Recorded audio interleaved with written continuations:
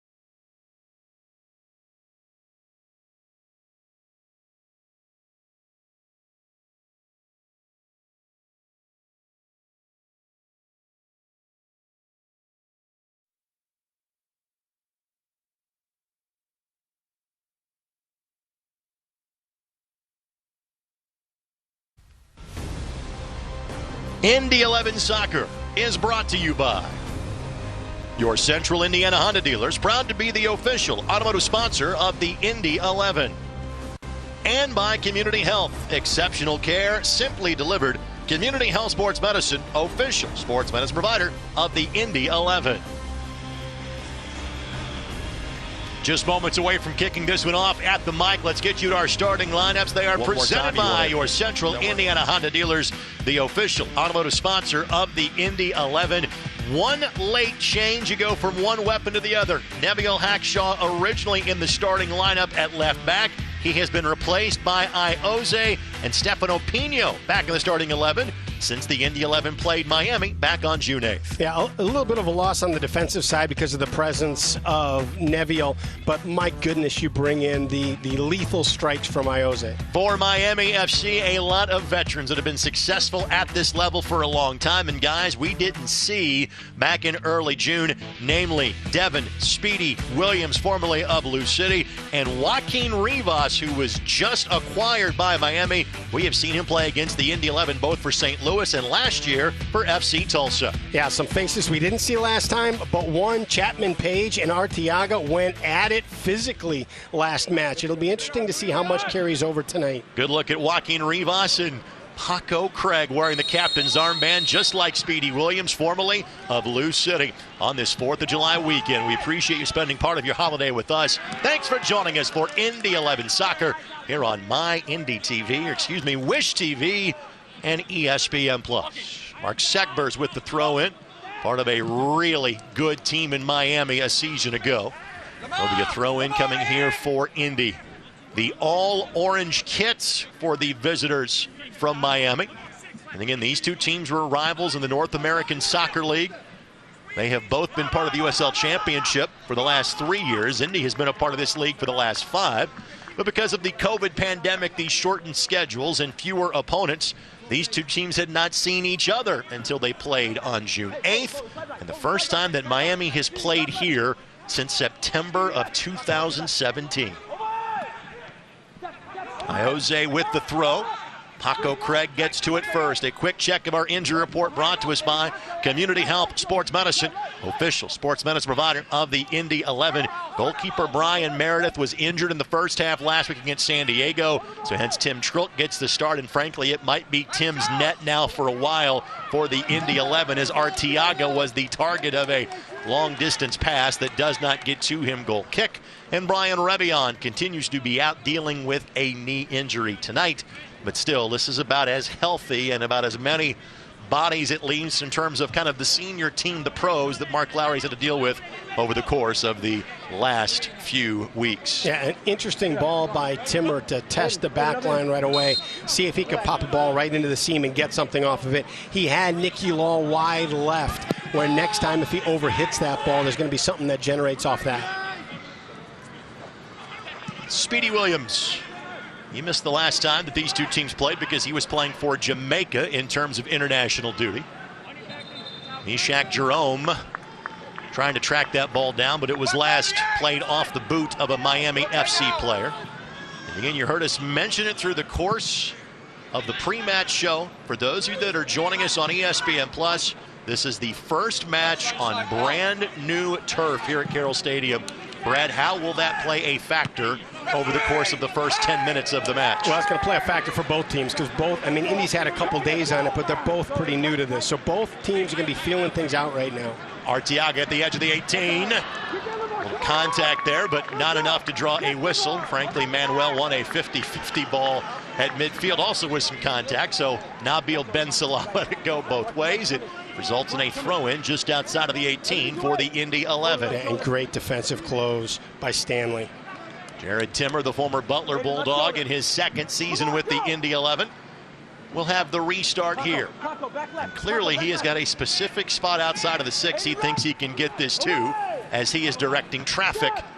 Paco Craig gets ahead to it for Miami. Timmer at the edge of the 6, flag goes up. Pino determined to be in an offside position. Stefano Pino again played for Miami FC in their last year of the North American Soccer League in 2017. Proceeded to have 21 goals in his 1 year playing for Miami FC. including a pair of braces against the Indy 11 that year. We reference this in every broadcast. Stefano's working on his goal debt for the Indy 11. He has scored 9 against them all time. Now he has scored 7 for the Indy 11. Has 2 more to go before his goal debt is officially paid. It's unreal. It's unreal how you're keeping score on that. As you know, Brad, I keep score on everything. Oh, my goodness. Yes, you do. Oluwaseun, another familiar opponent against the Indy 11.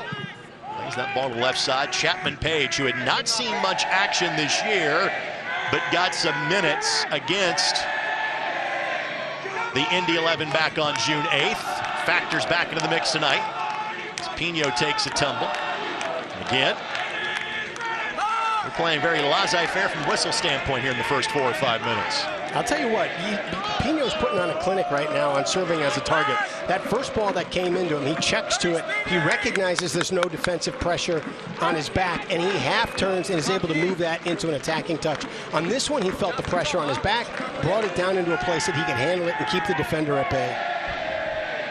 Paco Craig was not in the 18 for Miami last time these two teams got together. A very familiar name and face from his days with Lou City in 2018 and 2019.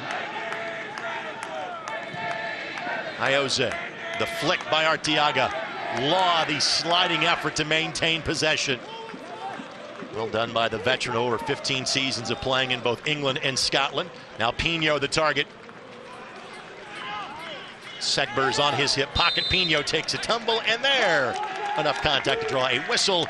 And Indy 11 will have a dangerous restart just outside of the 18. Tell you, you look at the 2 9s right now, and they're playing so well. It's like they've played together for years. The ball comes into Arteaga. He knows where Pino's going. He's looking to play him in. The ball comes into Pino. He knows where Arteaga is. He's looking to play him in. And Stefano just 1 goal last year for Austin Bold, but he was one of the early signees this offseason by Mark Lowry, and clearly Coach Lowry got that one right, and knowing there was still a lot left in the tank for Stefano Pino. 7 goals, and he's missed a couple matches. Correct. Did not play 2 weeks ago against Colorado Springs. What options, Asante or Ayoze? It will be Ayo. Pino again was the target, but never truly got to him in a threatening position. Sam Brown directs it back in. Arteaga, a settling touch. Aguilera didn't hit that ball the way he wanted to, and now Miami FC charging forward, but not for long. What a brilliant ball by Sam Brown in. It's like he went to Harvard or something. Timmer on the charge. Timmer takes a tumble, and there will be a whistle given. I think that ball had really kind of gotten out of his control, but contact was enough to deem a foul, and basically the equivalent of a short corner about to be taken here by the Indy 11 in minute number 7. Yeah, I'll tell you, and you've got 2 really dangerous playmakers. Asante using his right foot, Ayoze using his left. You can't position yourself for one or the other because both these guys are dangerous. That was Lamar Walker that committed the foul. Asante will be sending this one in. Asante with 3 assists on the season. Craig prevents him from having another one. And this will go all the way across the pitch for a throw-in for the Indy 11. Tonight's match presented in part by Keystone Construction. Keystone Construction, it's more than construction. We build a vision. That's one of the great things about both Arteaga and Pino. They can play in the air. They're both effective with their head. They can play on the ground. They can play as a target, a playmaker, or a finisher.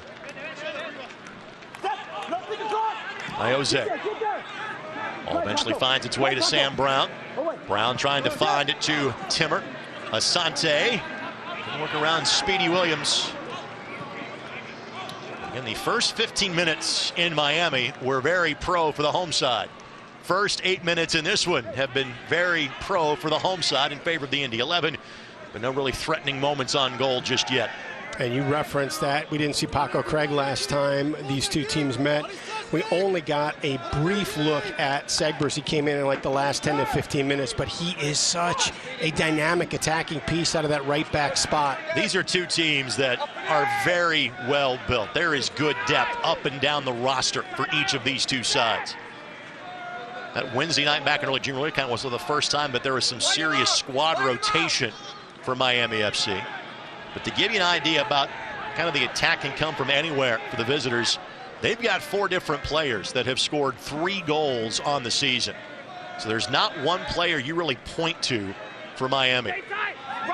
Well done by Timmer. Yeah, and I think he's done it so often that Kyle Murphy is just waiting to explode. Speaking of, there's the blast, and Murphy misses it wide. Was there a touch there? No. Well, Murphy, he of 20 goals last year in Memphis. He has 3 so far in the season. That was our first look at Tim Trilk as well. Again, Tim began the year as the backup for the Indy 11 when Elliot Panico's loan was ended by Nashville. They returned Brian Meredith to the Indy 11.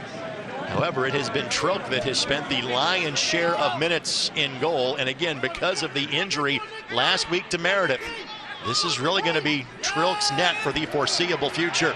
Great pressure by Nicky Law. Aguilera able to track it down and keep it in play. Now Jose takes one glance. Finds a bit of flick of space. The right idea from Arteaga.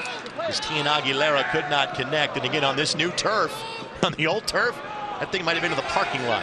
Here, that thing checks up and spins, and ball is not in play, or out of play just yet. Just brilliant interplay.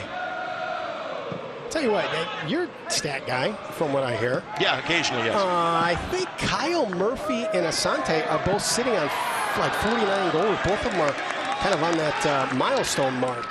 Solomon Asante was looking for goal number 50 right there. Has not have a goal yet with the Indy 11. Again, does have 3 assists, but lifts that one up and over the bar. This match presented by your Central Indiana Honda dealers, the official automotive sponsor of the Indy 11. There are several kind of record-type numbers that Solomon Asante is a goal or an assist away from getting to. Perez has some space. Instead, Rivas was the target. A great ball. On the wide side, member of the El Salvadorian national team. Again, that Indy 11 fans are very familiar with. They have seen a lot of Rivas the last 2 years. Law digs in. Perez goes flying. Card will be shown to Nicky Law, a yellow. And again, a restart just outside of the 18, this time in favor of the visitors. Yeah, and you know, Nicky Law's tactical IQ, that's not a place he wants to have a foul. That was just such a great attacking touch. And didn't get him with the studs, but got him high enough up on the leg where it was deemed to be both a foul and a card. So Nicky Law is the first player to go into the books on either side in tonight's get-together. Bet Rivers Fans is the official sports betting partner of the Indy 11. Bet Rivers, bet with a winner. Aiden Stanley, young man that played with St. Louis FC for head coach Tony Pulis as an amateur before then playing at Duke. He was the 21st pick in last year's MLS Super Draft, and he is the player that is standing over the ball here for Miami. He's got 1 assist so far on the season. Chapman Page tried to carve out some space. Rivas had a good look, just couldn't get to it. Williams lines it up, but ricochets it off of Solomon Asante and all the way back to Connor Sparrow to hit the reset button now for the visitors from Miami. The service was outstanding. Cochran heads it back to Tim Trilk and then very expertly avoids Tim Trilk and making any contact with him. These two teams both level on points at 21 on the season. Both teams have lost their last 2 matches. I'll tell you, that's a tough play. You know, I mean, Cochran's wondering if Trilk's coming for the ball. Trilk's wondering if Cochran's going to put a touch on it. You know, part of the fact that we've rotated keepers a lot here in this last bit changes that communication pattern back there. So for the fact that these guys were able to pull that off in real time, that's impressive. It was Trilk that was in goal against Miami on June 8th. It was Meredith's net against Colorado Springs on June 18th. And again, both played against San Diego last week as Meredith had to exit the game due to a hand injury. Stanley Heads this one a third of the way down the park before Meshach Jerome will track it down. And now the former Leatherneck of Western Illinois in Tim Trilk sends it back to midfield. Arteaga goes flying, no whistle, despite the protestations of Indy 11 head coach Mark Lowry. And we play on. Akinyode slides it through. Walker to Stanley. Overlapping run by Walker. Beautiful cut back by Walker. Here's Perez. Perez goes down. Not enough in it. Referee says up. And both sides been allowed to get away with some contact in tonight's match, so it has been equal going in both directions, and that time to the benefit of the home team. I'll tell you what, good no call by the official, and handled brilliantly, because when you make that early call and you make it that definitive, it shuts down some of the argument. These are two teams that clearly have playoff aspirations. The title holders will take the spotlight once again when New Mexico United travels to Orange County SC. Don't miss any of the action coming up. Monterey Bay and San Antonio coming up on ESPN Deportes. Hey, there's still a lot of season left, but this is a massive 3 points for these two teams, because that dividing line on the playoffs and ending early sits between them right now. The winner of this game puts themselves above that line by a full match. That Monterey and San Antonio match, two teams that the Indy 11 will see later in the year. San Antonio here on August the 27th. Indy will go to Monterey Bay for the first time on September the 17th. You ever been there, Brad? It is a gorgeous place. I have not.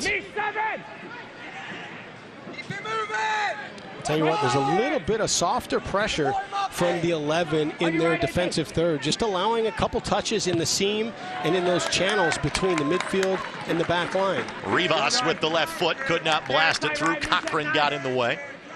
Quick restart. Sliding effort by Ioze. And it will be a corner coming here for Miami FC. Perhaps a throw-in just shy of the corner flag.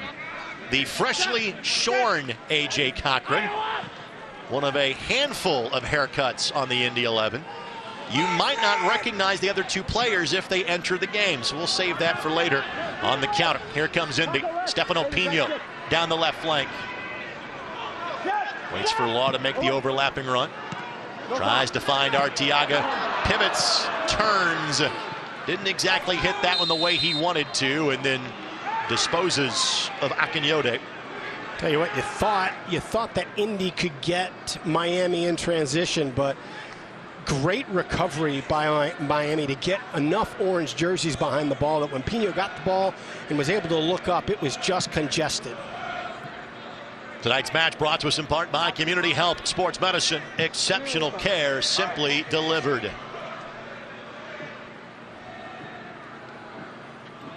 Really, Miami has balanced things out. They kind of withstood that opening 10 minutes or so of pressure from the Indy 11.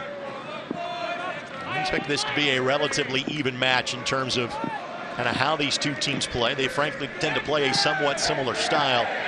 There's a pretty fair level of talent going in both directions on these two teams. And a brief look at Solomon Asante on your screen. There's the 3.5-year stretch he had for Phoenix Rising. Absolutely remarkable. 2018 through 2021. 54 goals and 42 assists in all competitions. Segbers, they'll ask for a handball, they'll get it. Ioze, just the instant reaction to kind of put it up above his head as Rivas was trying to play it through. So again, set piece opportunity here for the visitors. Yeah, this is dangerous because you got everything available to you. You've got a shot, you've got the ability to play short and in and around the wall, or you can serve a ball back post. I think that's the explanation being given on both sides. Hey, listen, it's a handball. I have to call it. I'm not giving you a card. It was outside of the 18. It was a natural reaction, but a handball nonetheless.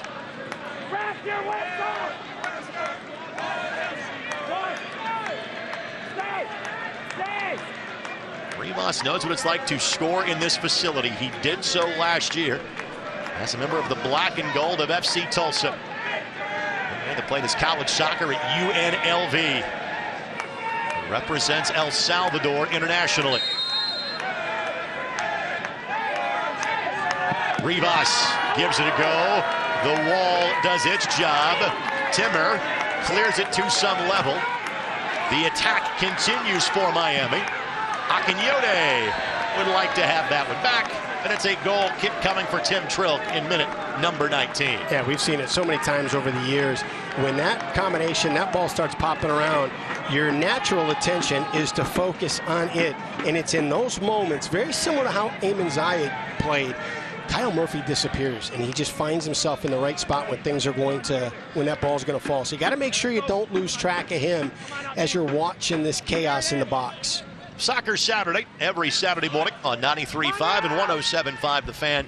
You know, the energy and excitement was just not there as much for this week's show as it was last week, when Brad Hodder did a tremendous job of filling in for yours truly, and the content gods handed him 11 Park, the new stadium neighborhood transformational community project gets announced the day before Brad hosts the show.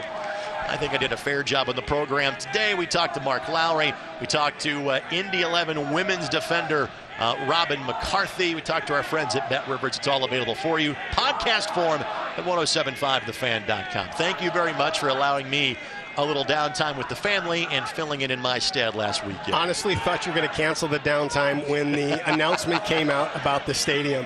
I'm like, okay, he's going to call me any minute and just say, you go to Florida with my family. I'm going to take Soccer Saturday back. My family did request that you went to Florida instead of me, too, so that wouldn't be the only reason that happened. There's Cochran. Meshach Jerome. This is the third different stop in which he has played for Mark Lowry, having done so with both the Jacksonville Armada as well as El Paso the last several years. Iose, one of 4 players to have over 100 appearances for the Indy 11. Minutes have been limited for Io due to a couple of different injuries this year. Great to see him back in the starting 11 tonight. Pino the target. Paco Craig gets in the way. Asante quickly pivots and finds Sam Brown. Nicky Law. Now Timmer. And Asante was able to work that off a Miami player. Yes, he was. Outstanding crowd, as you would hope for, on July 4th weekend. And there will be a fireworks show following the game, which is why we will not have a post-game show tonight. Hope you joined us. We had a pre-game show instead this evening. 30 minutes of in-depth Indy 11 conversation featuring A.J. Cochran, Mark Lowry, and Indy 11 CEO Greg Stremlaw. Sam Brown a bit too eager in said challenge, and hence the whistle is blown by Nabil Ben Salah. Oh, it's a fantastic turn. Just a fantastic turn. Josh Perez on your screen. He has started now all 18 matches for Miami FC this year. Only player to do so for the team in orange, and he drew the foul just a moment ago. Much like Joaquin Rivas, Perez internationally represents El Salvador.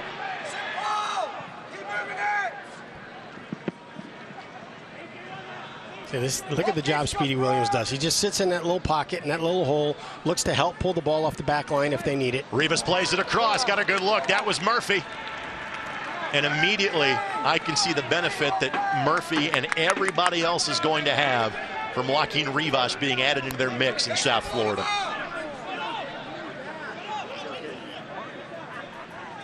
And these were the type of goals that Murphy found the back of the net all of the time. Last year for Memphis 901. He had double-digit goals a couple of years ago, playing in Loudon as well. Just 3 so far. Paco Craig kind of laid that one off, and again thinking that ball was going to simply roll across the touchline. It did not.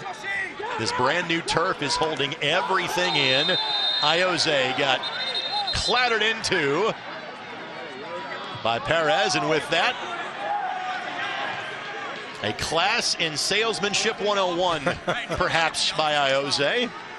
An extra wince, an extra grimace, and an extra slice of yellow going to be shown to Josh Perez. So each side now with a yellow here in the opening 23 minutes. Well, what's interesting is I don't know if it was a knee-jerk reaction or instinct, but the fourth official, who was standing right over the tackle, immediately put his hand to his pocket. By the way, our officiating crew for tonight's matchup, you've heard me reference Nabil Ben Salah, Matthew Rodman, Eric Schufranz, our assistant referees. Sunyinka Kahinde is our fourth official lined up within earshot of our broadcast location, just behind the team benches here. So both sides have seen a yellow. Arteaga wins the header, but couldn't steer it on frame, and ball will trickle across the touchline for a Miami throw-in. Can't watch the match? Turn on Sirius XM FC 157. North America's only 24/7 source for engaging soccer talk, including USL All Access, Tuesday nights at 7 o'clock Eastern Time. Let's hear live matches from the USL, MLS, English Premier League, and more, all on Sirius XM FC 157 and the SXM app. Here's Segbers. Law read where he was going very well. Ioze took a tumble. Last touch by Speedy Williams for an Indy 11 throw-in. Yeah, and they want to use Segber's speed in there instead of having him serve the early ball. When that ball came in, the bench started yelling, drive, drive. He's so dangerous when he gets forward.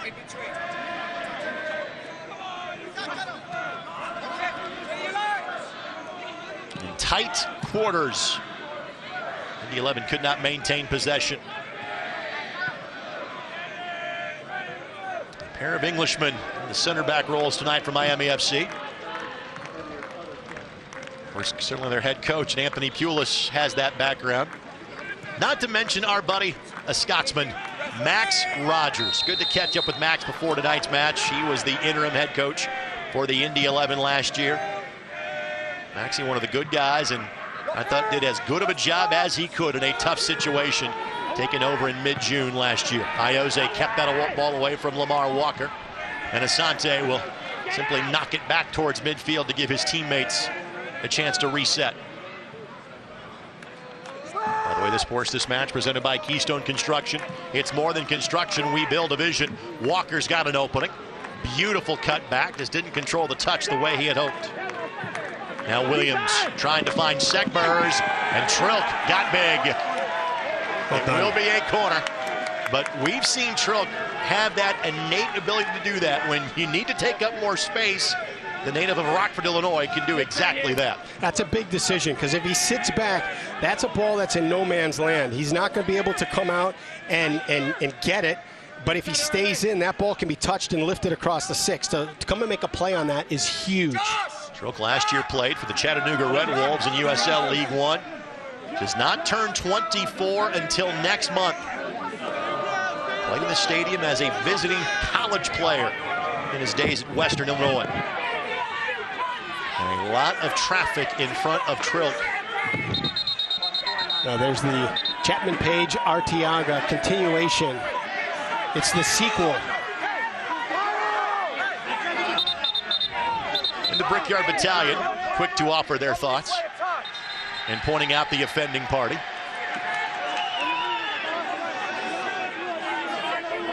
And Chapman Page asking for a relace of the boots.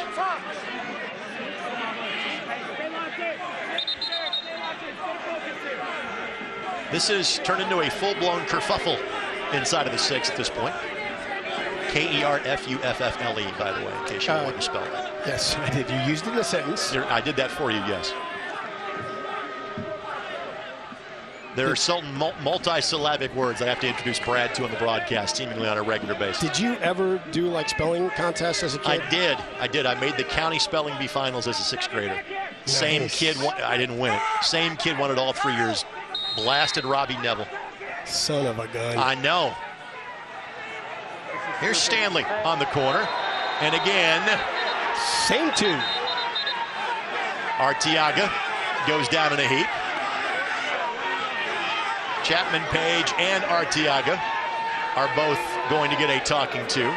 And in the shot, you saw Nicky Law pointing his head saying, fellas, keep your heads here.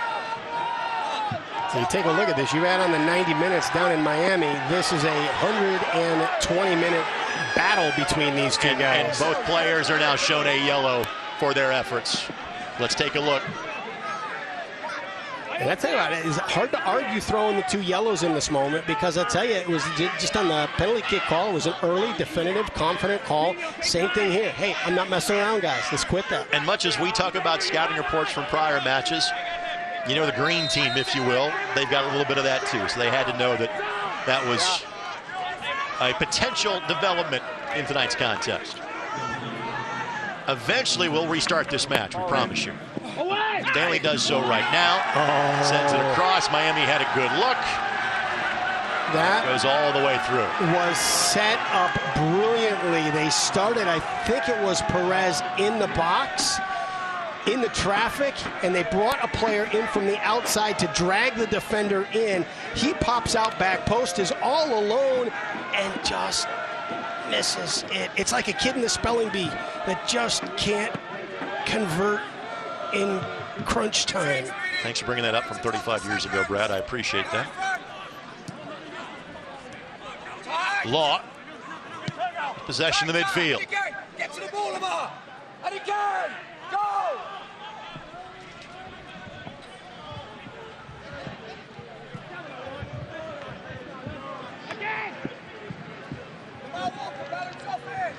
Timmer with the target. Ball finds its way to Pino.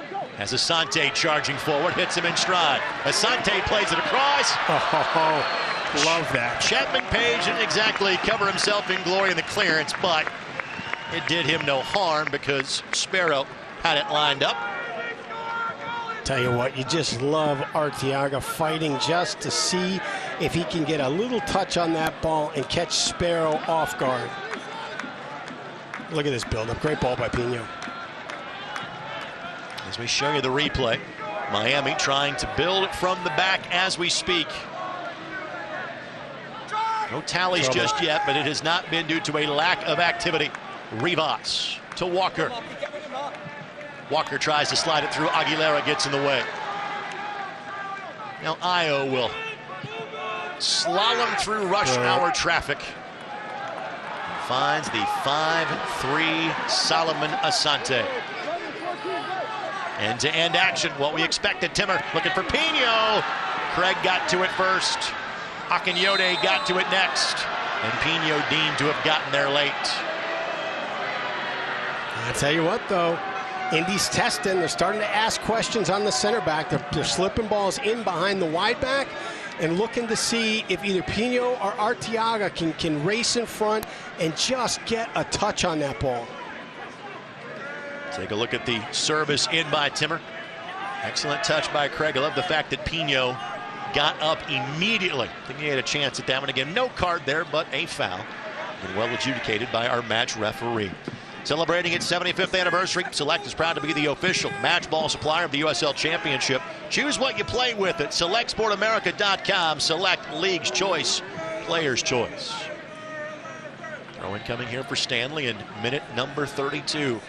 Again, second and final get-together of the season between these two teams that could be occupying a similar spot in terms of playoff chances the rest of the way. Of note, Indy has yet to see a handful of teams in the East.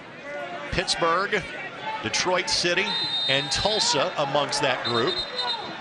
We've already seen 4 cards. We're about to see a 5th. It was a rather severe challenge that time from Walker. Looks like just a talking to at this point for Lamar, and nothing more.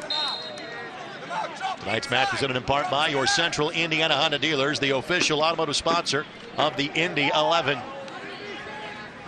Walker has 3 assists for Miami this year, and that is of note, Brad, because he has done so playing in 406 minutes entering the match.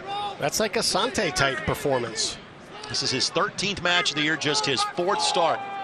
But he has been a difference maker when he has been on the field for Coach Pulis and staff.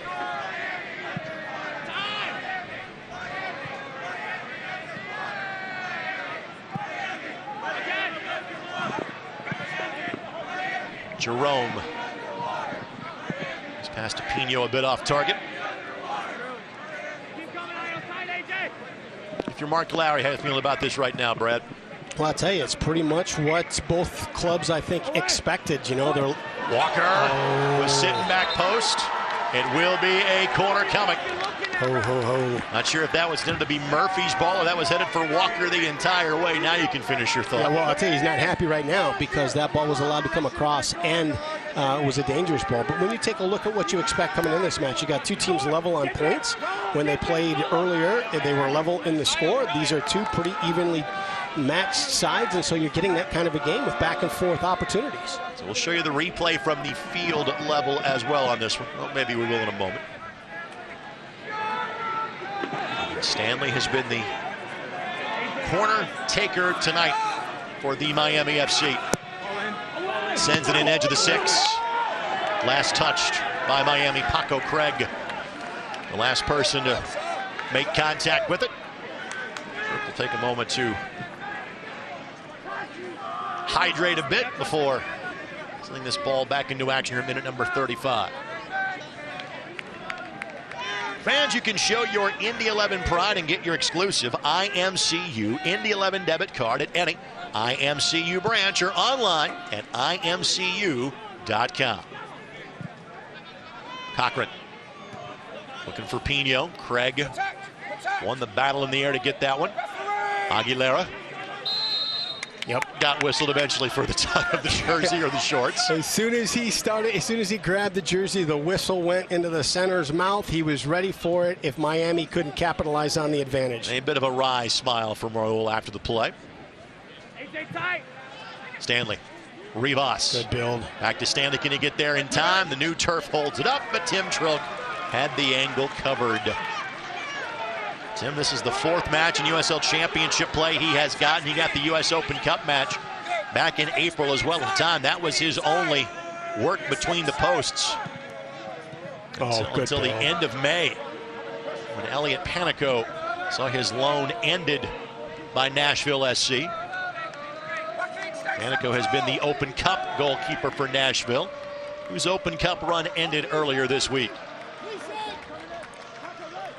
Now Timmer. Asante. Timmer had stopped his run, and that blows up the timing of the play. Solomon expected him to continue to go. He does not. And Connor Sparrow will hit the reset button in a matter of moments. You good for your first trivia of the day? Fire away. All right, connecting Miami and Indy, and I got to mention that I've got help. Jeff Randall, a viewer, has been finding some facts for me. So here's the first one. We're going to start with some soft ones for you. Thank you. This player played for both the Heat and the Pacers. Been several guys that have done that. James Posey comes to mind. Big Pacer. Perez left foot. What a save. Sprawling save. What a save. By Tim Trilk. Oh my goodness, what a shot. That ball was in. Trilk with a massive save. By the way, Victor Oladipo, by the way, be the guy you're probably referencing. That's who I'm referencing. Back to the action, because Perez again, the seas parted, the opportunity presented itself, and when we show you the replay, Miami is back on the attack as we speak. Wow. Trilk with the diving effort. Stanley the redirection. Asante able to claim possession for Indy just outside of the 18. Hey, that's just a brilliant shot by Perez. He sets up the defender as a screen on Trilk, bends it far post, hits a perfect ball. Trilk was just on fire on that play. Arteaga wanted a quick restart. Referee says no, you're out of position. Let's go back to the field angle look at Trilk's diving save, far post. And Mark Lowry at every opportunity has been very high of Tim Trilk's work. You know, he said basically a few weeks ago that Tim will have every opportunity to be the #1 goalkeeper next year for the Indy 11. Well, frankly, next year is now because of the injury to Brian Meredith, and that will be a foul as Timmer went flying. That will be a yellow shown to Aiden Stanley. That is the 3rd different Miami player to receive a booking so far. Stanley joining Perez and Chapman Page. Let's hope Timmer is all right. Here in minute number 38. And I can understand the physicality of the moment, but I don't know the purpose of that play, because right now you give a restart on the edge of your defensive third as opposed to, you know, standing up and having Timmer bring down a tough ball. That is a full book that Nabil Ben Salah has put together at this point.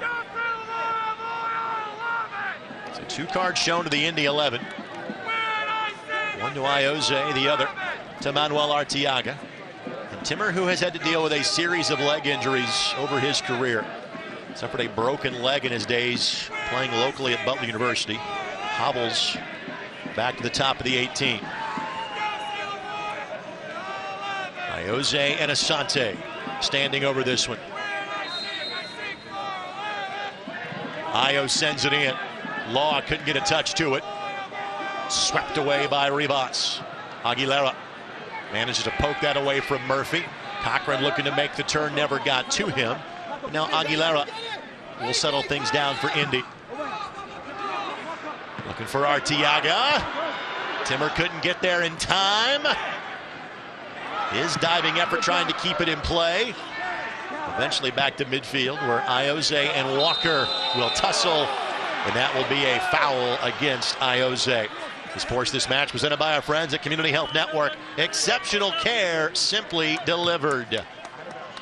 Again, Ayo's got to be careful sitting on a yellow. He's not a guy that is frequently carded, but even in the veteran's mind, you got to file that away now for the rest of the match.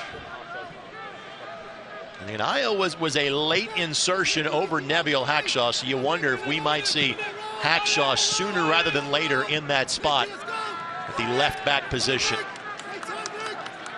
Here's Mark Segbers.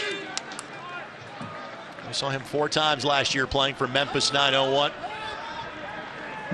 Segbers even had a game-winning save as an emergency replacement as a goalkeeper a year ago. Trouble. Walker striding forward. Jerome. Walker, no on the contact at the edge of the 18. Now there will be a foul against Miami, and that will be a card shown to Walker. So a 4th yellow now has been shown to a Miami FC player. I'll tell you what, that is a great touch by Walker, bringing that ball down, putting himself into position. But holy smokes, the effort from Meshach Jerome to get in there and beat him to the ball, unreal. I didn't know he had that pace. Jerome, a player that has dealt with a bit of a leg injury earlier this year. He missed a couple of matches for the Indy 11 at the end of April. And immediately, Nevill Hackshaw sprints into action in terms of getting loose and getting ready if Meshach Jerome is unable to continue. If Jerome would be done for the night, my assumption would be, and yes, folks, that's Nevill Hackshaw. That is the most aerodynamic hair Nevill has had in his 4 years with the Indy 11. If he has to enter, he would come in as an outside back. Expect Jared Timmer to bump inside to a center back position. Well, I think the reason he was scratched in the lineup with the new haircut, when he came into the locker room, they didn't recognize him. They didn't think he was in there. So they said, Ayo, you're going to have to fill in here. This is the closest that Neville's hairline has been to yours or mine since he signed with the Indy 11 back in 2019. Our final 5 minutes plus stoppage time of the half, presented by your Central Indiana Honda dealers, the official automotive sponsor of the Indy 11. Not hot enough for a hydration break tonight, but basically the other players on the team are taking advantage of the opportunity while Jerome continues to be worked on by the Indy 11 trainer. Simply put, it is good to see these two teams playing each other again. This was a great rivalry, 2015, 2016, 2017, dating back to the days of the North American Soccer League. Okay, I'll slip another layup in there for you. Another one from Jeff Randall. Trivia time. Yep. Played for the Dolphins and the Colts. There have been several guys that have played for both the Dolphins and the Colts. I'm talking about the one I have down here on the piece of paper. That'd be Frank Gore that played for both the Dolphins and the Colts. Did he? Yeah, Frank played for the Dolphins. Jeff Randall? Come on, man. Yeah. That wasn't the one that he had. Oh, okay. I'm going to have to check that. Okay. Tim Trilk on the reset. Good win. Vontae Davis is who he's referencing, by yes, the way? He is. Thank you. Perez with the touch. Jerome tested immediately. Perez to the edge of the 18. Cochran. Now Walker. Walker didn't get the shot away the way he had hoped. But opportunities presenting themselves for both teams. Again, Arteaga, cognizant of sitting on a yellow, had to let up there and basically had to let Segbers win that one away. So there could be some second half substitutions that are done with the idea of sitting players with a yellow in mind.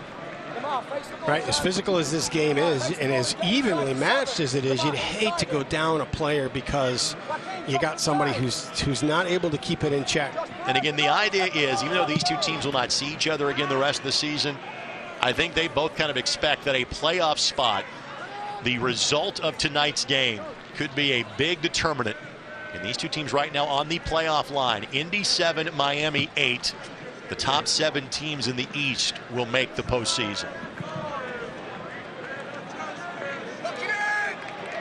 Throw-in coming for the Indy 11 minute number 44. Again, we'll probably have at least a couple of minutes of stoppage time because of whistles and things of that nature. Brown trying to hold his own in the midfield. Dispossessed, but the ball found its way to A.J. Cochran. We'll knock that one to section 111. Rivas on the charge. Oh. Finds Murphy. Murphy. Again, official says not enough in it. Defender got to the ball first. Aguilera. You look at the great goal scorers. You got Pino, Arteaga, and Murphy all doing the exact same thing. That ball is played in front of them, and they're just doing enough work to get just a touch of that ball right in front of the defender. Murphy is the all-time leading goal scorer in the history of Memphis 901. Last year was the only year he played for Memphis 901. Gives you an idea of, A, that's a young franchise. It's in year number 4.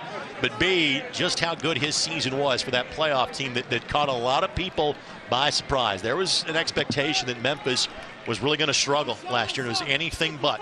And he and Mark Segbers, now playing here, really were two of the bigger reasons why they had success on the Mississippi River. Yeah, I think big pickups for Miami as well as Rivas. I think that was a brilliant move, picking him up. A nice little playmaker to complement their attacking pieces. We will have 4 additional minutes before we get to halftime here at Carroll Stadium tonight. And a reminder to you to watch where you're watching right now. Wish TV, your local news source. Find them online at wishtv.com. And local news begins tonight at 10 o'clock. Again, our broadcast ends in the neighborhood of 9:30 this evening.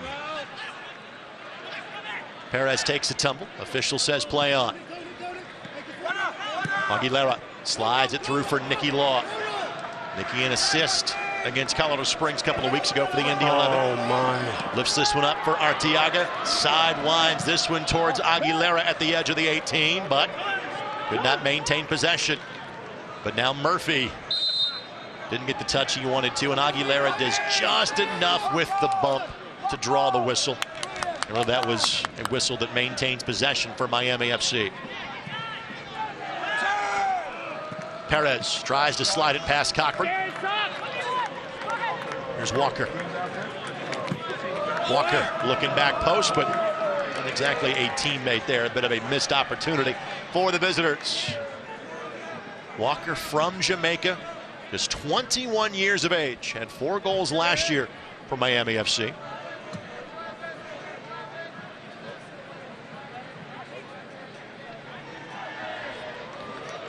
Taking his time to reset. The second player in Indy 11 history to hail from Rockford, Illinois.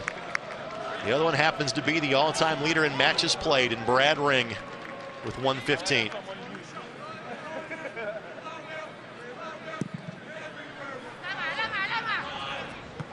Good win by Aguilera. Aguilera didn't get the touch he wanted to Law. Great defensive play. Matching Murphy. Cochran's on him step by step. Those two do not lack for physicality going in either direction. AJ left coming in. Put him, I'll make him chase you back. Good, son. Color him. Walker knocked away by Ioze. Trying to spring Arteaga. And his best friend Callum Chapman-Page will go after that one. Arteaga commits the foul, but nothing nefarious in that one going either direction. Quick restart as they mostly have been for Miami. Perez on the attack. As Segbers to his right. Segbers looks to play it across. It does not get through. Ball literally lands on Ioze, and somehow Nicky Law walks the tightrope, and then, as someone who has played 500 matches can do, expertly draws contact to get the Indy 11 out of a tough scenario. and give his team a time to breathe with 60 seconds or so left to go before halftime. But that's where you can see the value of Segbers when he gets into the attack. He just comes with such pace down the line. He's an option when Perez cuts into the middle to come off his shoulder. He plays the ball in and then drives a great ball across.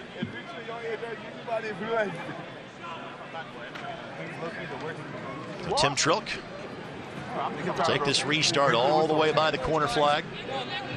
Seemingly the entirety of the stadium have drifted towards the team benches for this restart.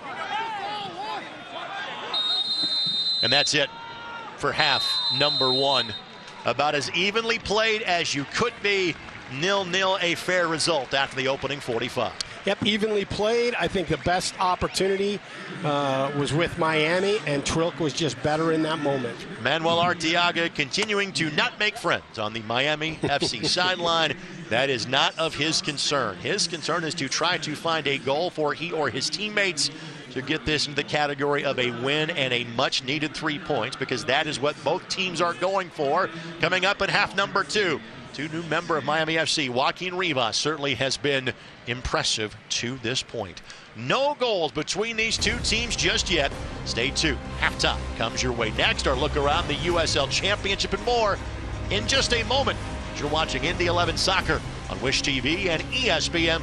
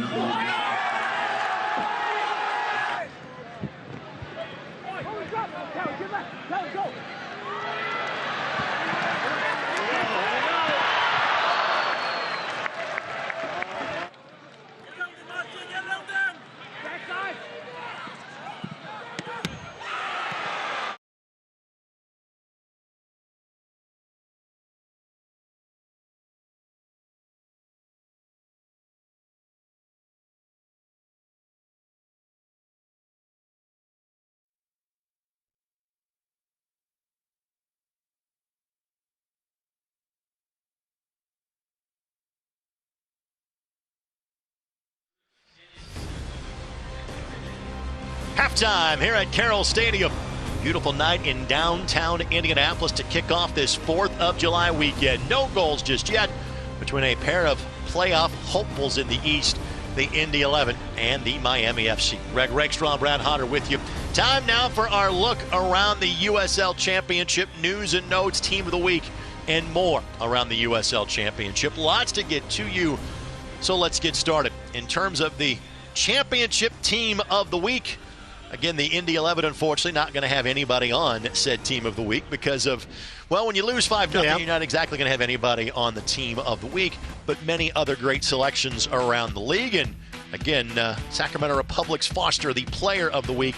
How about Milana Lasky, though? We saw him in late April for Orange County. He is currently tied for 2nd in the league in goals with 10. He is heating up. No doubt about that. Orange County had multiple representatives on the team of the week. Leo Fernandez seemingly on the team of the week for Tampa Bay Rowdies on a semi-regular basis. But if you watch Tampa Bay, he is looking so dangerous these days. Now, in terms of news and notes, how about this? 41 goals scored across 11 games last Saturday. Unfortunately, Indy's on the wrong end of one of those teams scoring 5 goals a week ago. And we touched on this with Solomon Asante and Kyle Murphy. Guys approaching 50 goals in league play. One more for Solo 2 more for Kyle Murphy. From our perspective, hopefully Kyle gets to that in a later game and not this one. Well, I take it you look at that highest scoring day, and, it was 5 that the 11 gave up to San Diego, but up in Pittsburgh, holy smokes, Tampa just unloaded on the Riverhounds. Again, that is our look around the league, our look around the USL Championship. Stay tuned. More comes your way from Carroll Stadium after this. Still scoreless on the Independence Night. For the latest standings, stats, and league news, be sure to visit uslsoccer.com. Back with more in a moment as you're watching Indy 11 Soccer on Wish TV and ESPN+. I mean, yeah, it's time Stop it. Today when we go Yo, roll it down. I am. You don't need a car to listen to Sirius XM. You can listen anywhere. You know that, right? What? Kevin Hart's Laugh Out Loud Radio. Kevin, you could use your phone. What? What? Alexa, play Kevin Hart's Laugh Out Loud Radio on Sirius XM. What? This is how I know you're getting old. I guess that was it. What?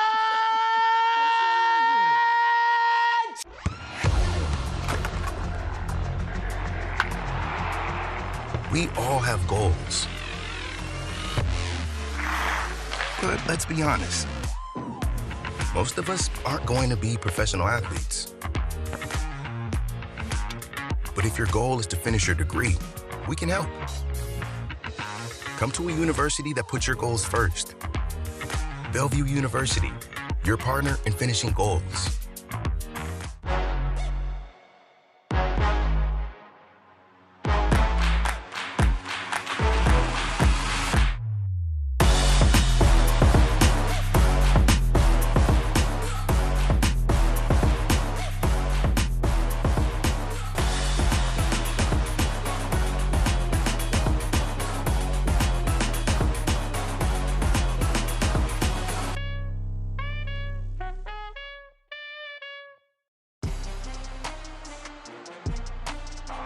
It's all Colorado Springs tonight. Already a goal in this one. Crosses. Oh! Floated back the other way. And what a save! San Diego. They drew the penalty from long range. Guido fires away. What a shot!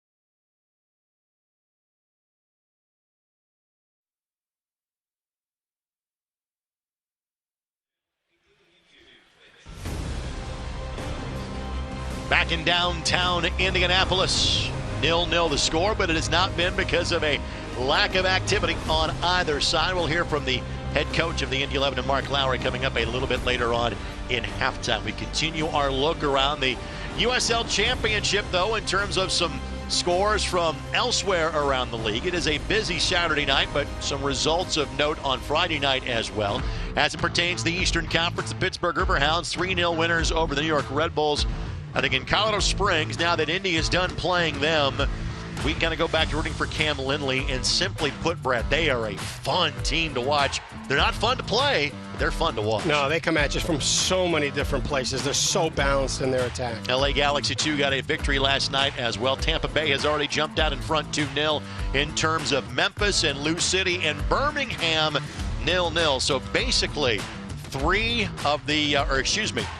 of the top 8 teams all playing each other in the Eastern Conference this week, including the game in front of us between Indy and Miami. Yeah, that's interesting because you're going to start to see a little bit of separation now from some teams. And Memphis, again, they and Lou City have kind of alternated atop the top position in the Eastern Conference. Pittsburgh had 3 consecutive losses, which you rarely say about a Bob Lilly team. Last night gets them back on track, just in time to see the Indy 11 on Wednesday night at Highmark Stadium. Yeah, they don't have too long of losing streaks under Bob Lilly. It's going to be interesting to take a look at how this week plays out for the 11. And again, Detroit City has been one of the better stories in the USL Championship in this, their debut year after making the jump up from Nisa. Indy will see them for the first time this season next Saturday here at Carroll Stadium. And their fun little nemesis, Antoine Hopino. Now, in case you did not believe me, there are the next 2 matches for the Indy 11, Pittsburgh and Detroit. Then a final visit to Red Bulls 2, who made a coaching change as of earlier today. And then again, it does not get easier. Memphis and Tampa Bay come here. So tonight is the first of 4 Saturday night home games in the month of July for the Indy 11, and all of them against potential playoff teams in the Eastern Conference. Which is what you want. You want to be able to see yourself against the best, and you want to be able to take points from them. Indy 11 right now in a points position. They'd like to pick up 2 more. That would require them to at least score a goal and hold Miami to not scoring 1. 0-0 at the break. Stay tuned.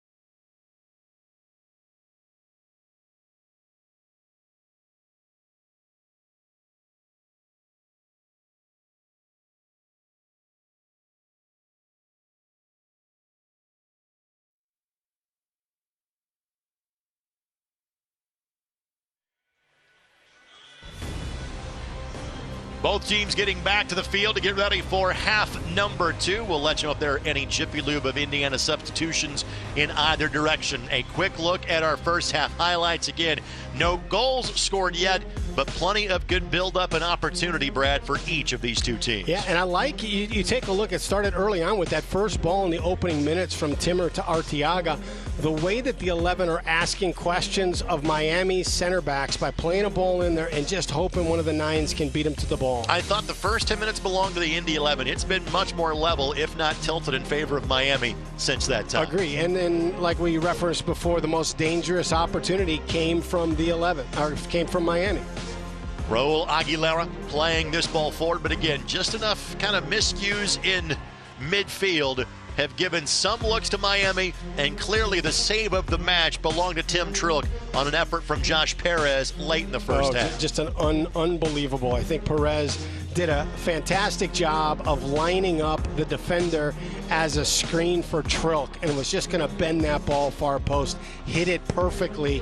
Trilk was just better. All right, so while we are showing you highlights from half number one, let's go ahead and get to our coaches conversation. Matt Williams going to be filling in for Mark Lowry here with the late nature of getting ready to go for half number two. Matt, what was the message from the coaching staff to the fellas in the locker room? Yeah, we defended really well, a lot of conviction, everybody putting their bodies on the line when required. The message really was just to be a little bit more composed and find an extra pass going forward to allow us to build a little bit more possession and get into their half with it. Our possession has been fine, but it's just been a little bit deeper in our half. We'd prefer it to be in the attacking half so we can create a few more chances from it. Obviously, a lot of weapons for you available off the bench. Guys like Jonas Feldberg, not to mention Aris Briggs, who is back and healthy for you, Neville Hackshaw, too. What sort of role can the bench guys play for you here in the second half? Yeah, it's critical, obviously, as you've seen the 92nd minute winners from Briggs multiple games. We call them match winners for a reason. A lot of times the game is in the balance leading into the 60th, 70th minute, so it's up to the guys to be on the bench to be ready, and we know they will be. Matt, thank you. Good luck in the second half. Yeah, thank you. Matt Williams, again, assistant coach for Mark Lowry. Gabriel Zapponi, also a part of that Indy 11 staff. Want to make sure we give him some credit and props in tonight's contest as well. I want to thank you for joining us on Wish TV, as well as on ESPN+. Indy 11 at home, including tonight for 4 of 6 in this month of July.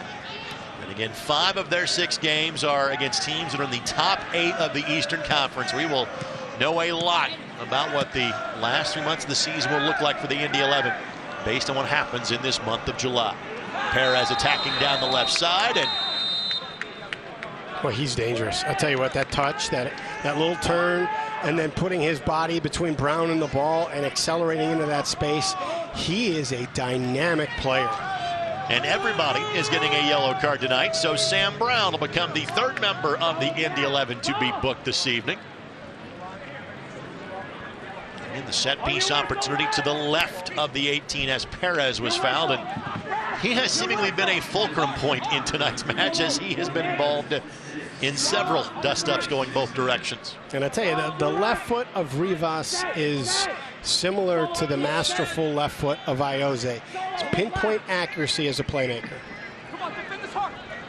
So Rivas just a foot or two outside of the 18. A myriad of options. Some open space at the edge of the 18. This ball sent back post. Timmer got to it. Timmer got kind of undercut at the end of the play, but not enough in it for a whistle. And Timmer quickly responds to get in front of Chapman Page, who was sitting back post for Miami.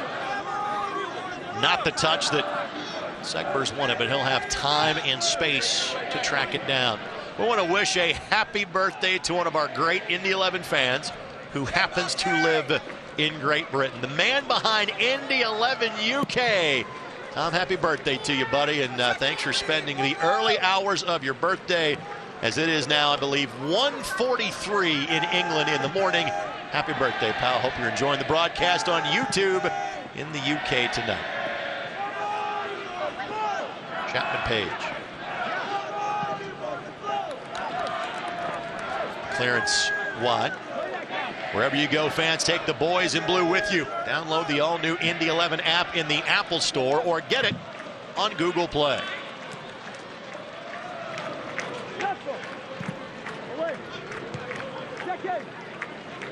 And I think that's one of the things that Coach was talking about at halftime, a little bit more build-up, a little bit more possession in the attacking half as opposed to serving it in and then having to defend. Late whistle. And Perez goes to the turf. Timmer whistled for the infraction. Incredulous about said call.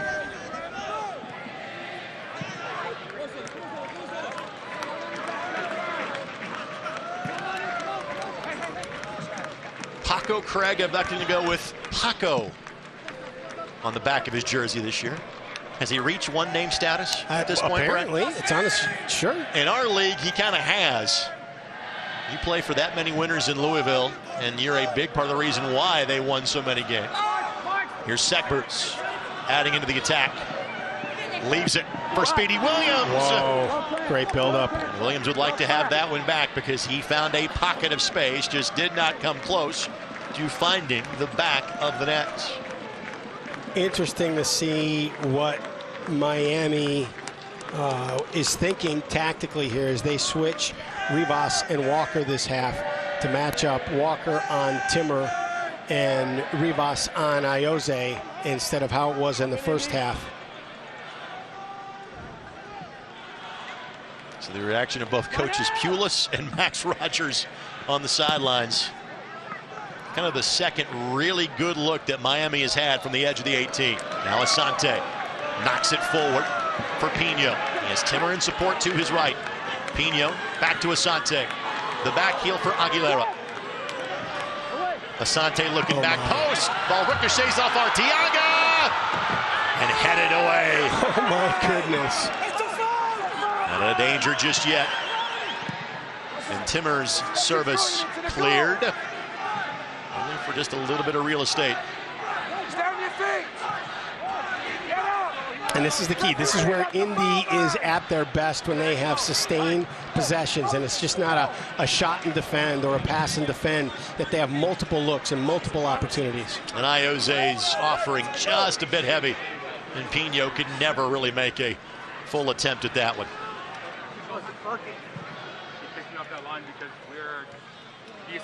Wins that 50-50 duel with Rivas. Arteaga takes a tumble. Arteaga draws a foul. Is there more in it than that? Just the spray, not a yellow being shown. And here's a look at the perhaps best opportunity on net, which didn't really come from an official, shot, if you will, from Arteaga. And Sparrow never had to put a finger to that. It was up and off the crossbar. And then there's Paco Craig yet again. It's a shot with his abs. I'll tell you more about Paco Craig coming up here in a matter of moments. Oh, you're going to do your fact? You and I have spent way too much time together. Fantastic. It's about to the point for our nugget of the game, brought to you by Impact Financial. But I don't want it to get in the way of Ayoze potentially scoring a go-ahead goal or getting an assist on a go-ahead goal, even though he is being asked to redirect said location to restart. But Brad has worked with me for so long. There are some favorite factoids that he has, and I'm about to share one with you in a matter of moments. Ayo's ball steered in. Sprint to get back to it. Mishak Jerome will play it back to Tim Trilk, who quickly ricochets it back to Ayoze. Now can Indy kind of catch up in the wash? Arteaga steers it across. Can Pino get there? No, it's Paco Craig. Good pressure. Eventually Chapman Page plays it to Sparrow. Well, Paco Craig displaying some great timing along the back line for Miami. That is not surprising when his father was the bass player for Culture Club. What? As in, Boy George, Do You Really Want to Hurt Me? Back in the 1980s. And that, my friends, is the Impact Financial nugget of the game. Impact Financial, a private wealth advisory practice of Ameriprise Financial, where you get advice worth talking about. That's fantastic. I think we've used that in 5 different seasons now, Brad. Timmer sends it across. Stanley steers it out. Good ball. Pino, the target again. He was not knocked to the ground by Craig. That was his diving effort trying to get there. Just could not make contact with it. Ball harmlessly falls at the feet of Connor Sparrow. You are seeing fantastic play on both sides of the ball from target forwards and finishers. They just lay in the weeds for a little bit and then do just enough to get a touch on the ball. Craig will marshal this ball forward to midfield. To the feet of Bolu Akinyode. Now Stanley on the attack. Walker had broken off his run. Those two were not on the same page, and this will be a goal kick coming up for Tim Trilk. This portion of the match brought to us by your Central Indiana Honda dealers, the official automotive sponsor of the Indy 11. Here's one of the things that the tactical move of flipping Walker and Rivas may be. Walker's playing a little bit more with his right foot, more comfortable there. Rivas with his left foot. So now instead of playing down the line and looking to turn the edge defender and serve that ball in, now it could be a cut to their strong foot coming into the top of the box. Last time the Indy 11 played at home, it was a loss. Their only home loss of the season. Coming to New Mexico United back on May the 28th. Before that, Indy 11 had pulled a point in every match and had pulled the full 3 points in most of their matches. Only one home draw this season, that coming against LA Galaxy in their home opener. LA Galaxy 2, that is, back on April the 2nd. Here's Paco Craig. Craig, his entree to playing soccer in this country at Young Harris College in Northeast Georgia, as did former members of the Indy 11, Ilya Illich and Macaulay King.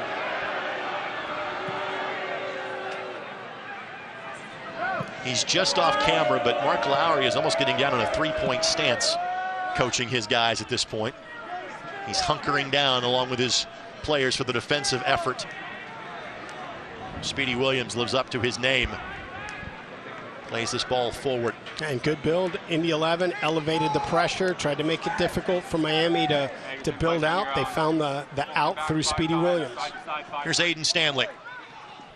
Walker knocks it forward for him, playing across, looking back post, and oh my goodness. Again, that's as good as the build-up has been for Miami.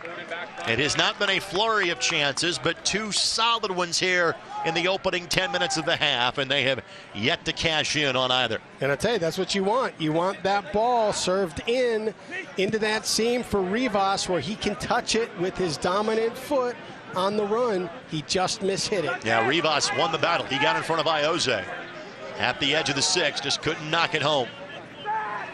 Rivas 3 goals this year in playing for FC Tulsa.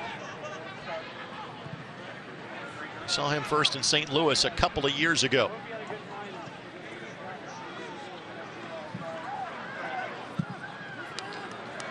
Craig hits it sideways. There may be a relatively early Indy 11 substitution coming here in this second half as I see activity start to pick up around the Indy 11 bench. Let's thank our friends at Bet Rivers, the official sports betting partner of the Indy 11 bet, with a winner. By the way, Bet Rivers is the presenting sponsor for next Saturday's match against Detroit City. Fans over 21 will have the chance to get a free bet with Bet Rivers next week, and first 600 fans over the age of 21 will get a free t-shirt as well, coming to next Saturday's match against Detroit City FC.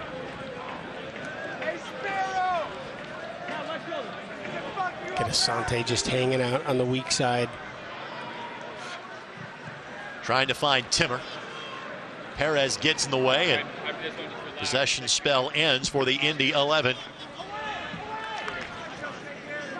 Jerome calmly heads the ball back to A.J. Cochran. Asante, Timmer charging forward. Timmer had to hold up just a little bit. Asante looking back post. Arteaga could not get to it. Going to be deemed to have committed a foul in his efforts to get there. Again, Arteaga sitting on a yellow. That was not card worthy, but that was a foul. And I will credit our referee and Nabil Ben Salah. The early yellows given to both guys, both have kind of had to back up a little bit and just kind of play the game from that point in time forward. I would agree. I'll tell you, I think Chapman Page reminds me a little bit of Sean Tosh as a center back. That's very complimentary, by the way. I think Tosh has 4 goals this year. Scoring machine. Indy will see Lou City again on August 31st. The schedule makers would have had those two already done for the year had they played their regularly scheduled match on June 11th. It's a great touch. Stanley, Walker plays it across, slides it through, and there it is. There's the opening goal, and it belongs to Miami FC. Perez, Murphy celebrating, but give it to Miami in minute number 59. What a ball by Stanley. That first touch, just enough to pull the Indy defender into him, and then the touch in behind to find the streaking Miami player that served a brilliant ball across. For the second time in as many meetings this year, Miami FC takes the 1-goal lead against Indy. Give Walker the assist, his 4th of the season, and Perez gets the goal, his 3rd of the campaign. Unbelievable. The ball by Stanley freezes Timmer. gets the ball into Walker. Now, they made this tactical move at the half. They flipped Walker and Rivas. Plays in, the ball's played perfectly to him. He drives a great ball across. All the defenders have already been drawn into the 6 by the Miami runners. He finds Perez at the top. A nice, easy touch past stroke. Have not been a flurry of chances, but yet that was the third really solid look and build-up for Miami. Third time was the charm for the visitors. And the Indy 11 are now chasing the game.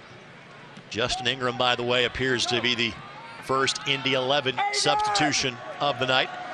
Bit of a giveaway here. Can Asante make the turn? Paco Craig. Is this going to be a foul? Yes, it is. A foul outside of the 18. It's kind of a late decision whether it's going to be simply a corner or whether it's going to be a foul. It is the latter, and again, from just at the edge of the box. The Indy 11 will restart. What are you drawing up from this position? A little bit awkward.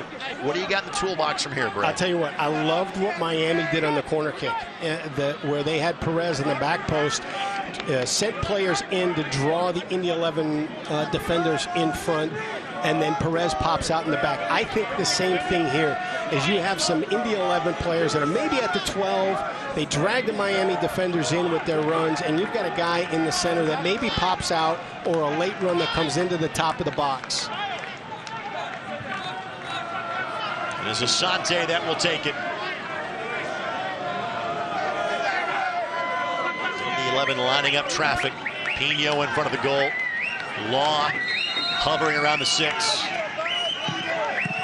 Line drive. Asante couldn't clear it through. It's Rivas that clears it.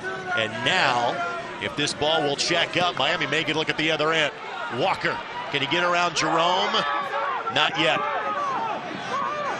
Trying to set Jerome back up. Trying to cut back left side. Jerome had him covered. Yeah, Coach Bulis was upset there. He recognized he got a 1v1 against Jerome, who had just maxed out to try and catch up to that play. You had him in the 1v1 if you take him off the dribble. Fans, Indy 11 Premium Suites, the perfect way to entertain your guests. Learn more at Indy11.com or call 317-685-1100. And Ingram is to the 4th official. It'll be our first substitution of the night, presented by Jiffy Lube of Indiana.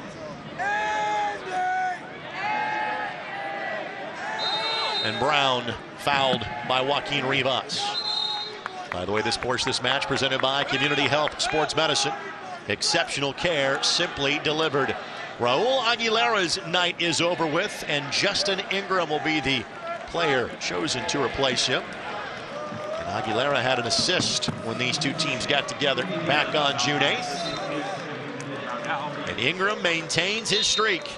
He is the only player that has appeared in every match this season for the Indy 11. The first-year pro by way of Pike High School. Played at both Virginia and Loyola of Maryland. And all of our substitutions are presented by Jiffy Lube of Indiana.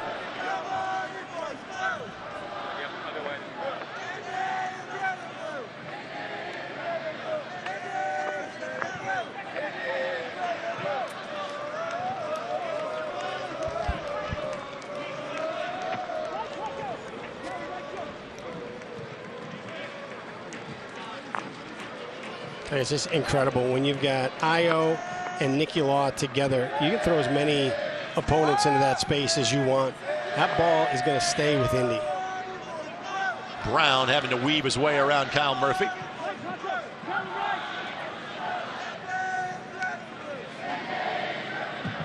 Jonas Fjellberg has made his way to the bench. Great ball. Here's Arteaga. Can he do anything with it? Chapman Page stands him up.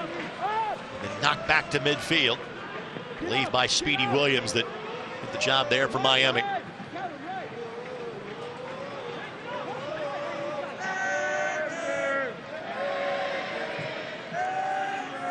Let's thank our friends, the Morales Group. Staffing agencies find jobs. The Morales Group. We build futures.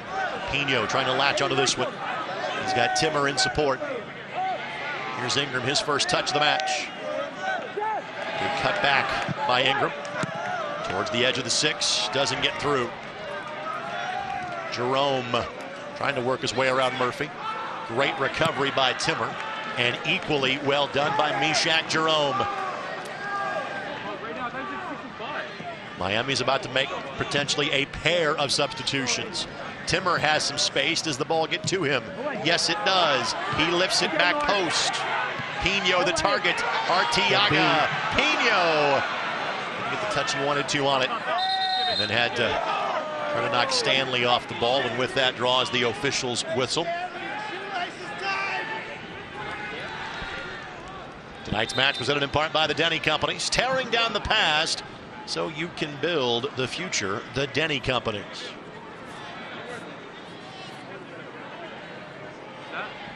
Othello Ba.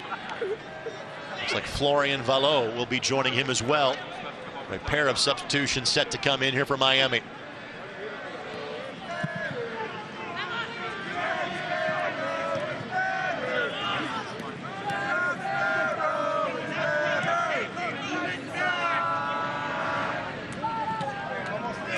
This is a match that is equally important for both teams. Again, both teams sitting on 21.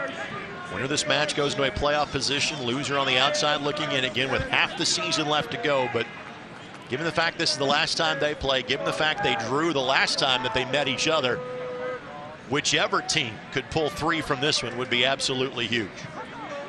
Right now, that is in favor of the visitors. Timmer trying to keep this one away from Walker. And does so with a significant shoulder-to-shoulder challenge. I tell you, the pace of Walker and Perez has just been exceptional. And you look at the difference in the game. You know, we talked about it in the keys to the game, the flank play, and that wide play is that similar to in that first matchup down in Miami, where Miami scored the goal. They're getting that ball wide and then using their pace and their technical ability to turn that edge defender, attack that front post, and slot the ball across the box for, you know, a good look on goal. It's how they scored last time. It's how they scored this time.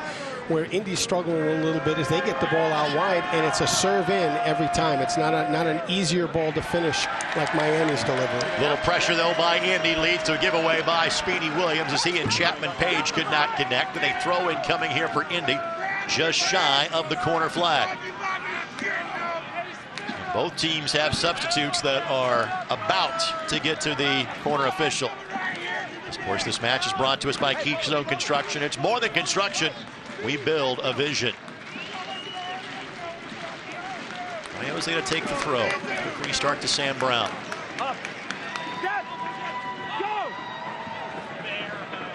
Slides it through to Nicky Law. What can Law do with it? Iose sends it in, tries to find Asante. Asante takes a tumble. He wants a whistle, won't get it. And we'll settle. The attack continues. Arteaga gives it a blast. Go very far. Now Timmer plays it across. And it down. Oh my goodness! Carried away by Sparrow. Oh, what a save! Now we have seen Trilk make a couple of big ones. Sparrow just equaled him. He had 41 saves coming in. That was good for 4th best in the league. Potentially one of his better of the season. Keeps his team in front here in minute number 68.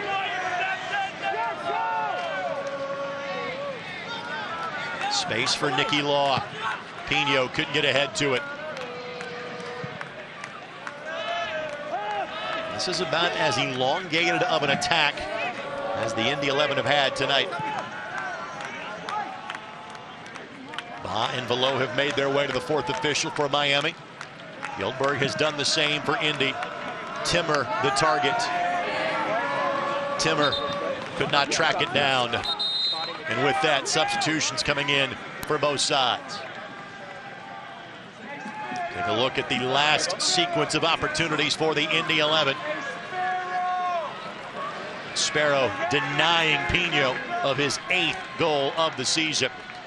So while we were away, the Indy 11 substitution has happened. Sam Brown done for the night, as Jonas Fjällberg will come on to replace him. Lamar Walker, who has the assist, his 4th of the year, is done. Florian Valo replacing him. Othello Ba is in, and Josh Perez, the goal scorer, is done for the night. And it's a Miami FC team that really has an impressive amount of depth. We'll see that on display here over the course of the last 20-plus minutes. I like this move. You've put Nicky Law in at the 10, use his playmaking ability, and rely a little bit less on his need to spend his energy running the flank. And you bring in Fjellberg as an outside player. He's so dangerous walking that line. He can break down. He can give Indy 11 those easier opportunities as he walks the end line. Cochran steers that one forward. Pino got a touch. And now Law. Both teams have 3 substitutions left to use in tonight's match. From the Indy 11 perspective, Ari Spriggs available off the bench for the first time in over a month.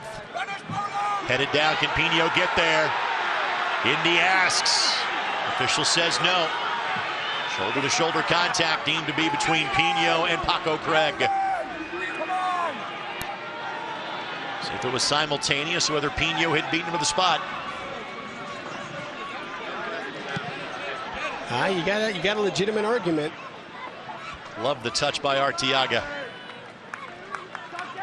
And I have seen that called before, and I have seen it not called, as was the case just moments ago. But even in a match where there has been 7 yellow cards handed out, it's generally been allowed to be physical going in both directions tonight. India trying to avoid losing a 3rd successive match. Rivas trying to make it a 2-goal game. Othello Ba, left foot, knocked away by Tim Trilk. His 2nd diving effort of the match. Pino goes to ground and gets nothing. Feldberg then gets whistled, and again, if you're not going to call one, it's then tough to call the other. And as fate has it always happened, it's bang bang. It's one right after another. You don't call the first one, and then immediately almost that same thing is bound to happen on the second one. So Trilk, and he's been solid. We'll see here and again. Do I think that's a foul on Fjellberg? Yes. Yep. But I thought the contact before was a foul as well. We are on the same page. We usually are. Fans, don't miss a minute of the action in 2022. Whether your club is on the road or at home, catch nearly every second of the USL Championship on ESPN+, home of the USL, MLS, La Liga, the Bundesliga, UFC, and more. Sign up today at plus.espn.com. Here's Rivas. Slides through, looking for Murphy! And then Trilk. Wow. Got a little help that time. Asante ricochets that ball off the chest of Stanley. Great job by Craig to track it down.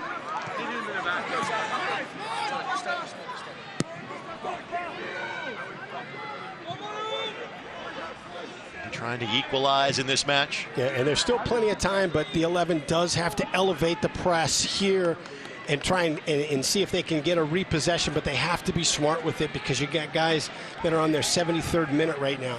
Again, this is a rugged week for the Indy 11. They play at Pittsburgh on Wednesday, then come back home for Detroit City on Saturday. Akinyode, a bit too much on that one. And that's just a fact of him. He and Rivas have not spent that much time playing together. Rivas had just pulled off of his run as Akinyode sent in his direction. I agree with that. We're on the same page with that. However, the right soccer play is for him to be exploding into that space. And now a whistle going against Miami FC. And Akinyode, a familiar foe for the Indy 11, as he has played against the Indy 11 for North Carolina and Nashville, as well as now Miami FC.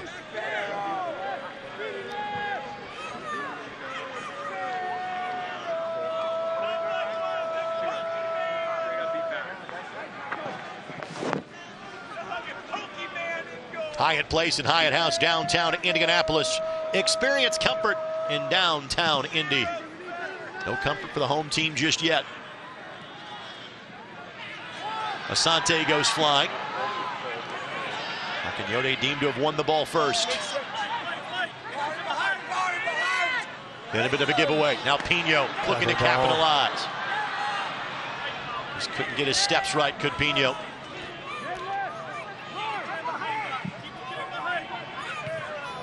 Jerome, well done. That's so impressive. It's not just winning the header, but it's playing it into Nicky Law's feet. Asante. Ingram.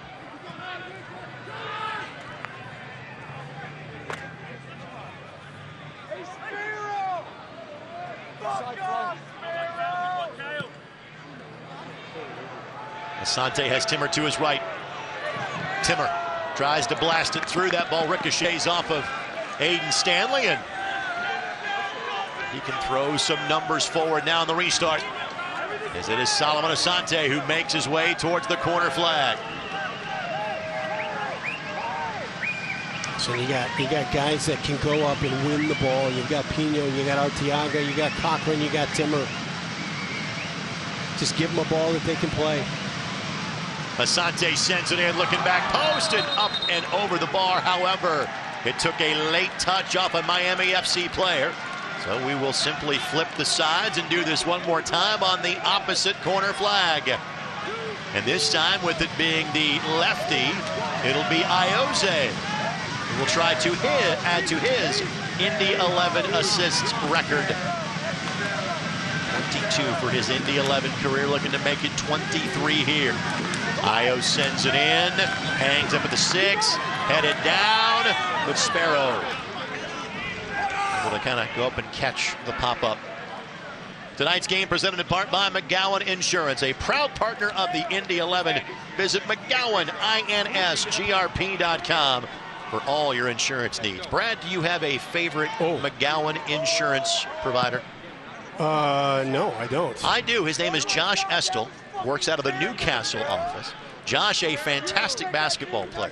He was the all-time leading scorer for over 2 decades until this year at one of your favorite places, Wabash College. You're welcome. I didn't expect to have insurance trivia, so I'm unprepared for that. Hey, you bring trivia to the forefront. I thought I would assist with my own, tied into a sponsor. Pino good win. Wins the foot race. Trying to carve out space, but could not keep it in play. It has not been for lack of effort for the Indy 11 tonight. Just has not been that moment of magic yet in front of goal. Sparrows had to make really one kind of thrilling save tonight.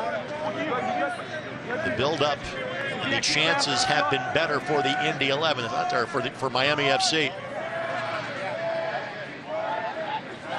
Asante looking for Arteaga. Oh, my goodness. The quick nature of how that developed, remarkable. Sparrow was up to the challenge.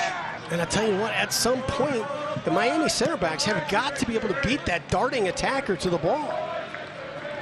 Sparrow looking for his 7th clean sheet of the season.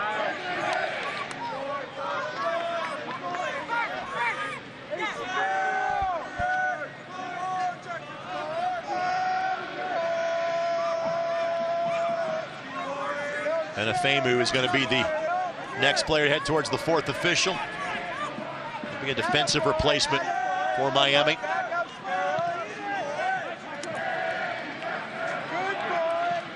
Ioze trying to find Fjellberg. And Segbers will sky it towards section 116. Smart play. That's film work right there. Because you know, if Fjellberg's going to get a touch on it, he's going to make things very difficult for you in that corner. Tonight's game brought to you by radical ideas like loving your enemies, your neighbors, and yourself unconditionally. Find out more at hegetsus.com. So the next substitution brought to us by Jiffy Lube of Indiana will be Ben Afemu. He's played against the Indy 11 both with the Bethlehem Steel as well as Birmingham. This is his 14th match of the season for Miami. This is the 2nd time he has appeared off the bench. It looks like Rivas is done for the night, and Joaquin is making the long walk around the park. Law at the edge of the 18. Slides it through. Ball across. Sparrow didn't handle it properly. He did at least steer it wide of the goal post, but it will be another corner kick coming for Ioze on the opposite corner flag here in minute number 79. Tell you what, these are the ones that come back to bite you. A ball that you should have handled, that you give a team another look at it. Neville Hackshaw will be entering this match sooner rather than later. Ioze sends it up. Chapman Page sends it out. Ingram finds Asante. Asante trying to get around Akinyode, and he could not keep it in play. Okay, here's your toughest final trivia. Again, from Jeff Randall. Okay. These two pitchers, you need more? Yes, I do, thank you. These two pitchers both pitched for the Marlins. Okay. And both were part, not of the same no-hitter, but both were part of the pitching staff that got a no-hitter for the Indianapolis Indians. Neville Hackshaw will come in. That's the wrong answer. Captain's armband will go on Neville as he enters the field of play. All of our substitutions brought to us by Jiffy Lube of Indiana. Ioze, the player substituted for Neville Hackshaw. So again, Neville originally was in the starting lineup tonight, and Ioze replaced him. Ioze ends up going 80 minutes this evening. Hackshaw in his stead. He's got to find one, but they also have to prevent a second from Miami FC.